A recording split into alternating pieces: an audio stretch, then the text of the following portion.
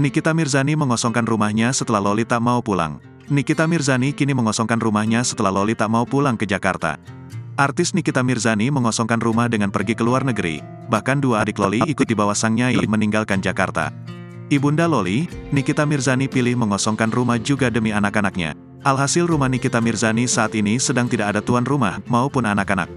Sebab Nikita Mirzani mengajak serta Aska dan Arka, nyai bersama dua putranya tersebut pergi ke Jepang. Menurut Nikita kepergiannya tersebut untuk pekerjaan.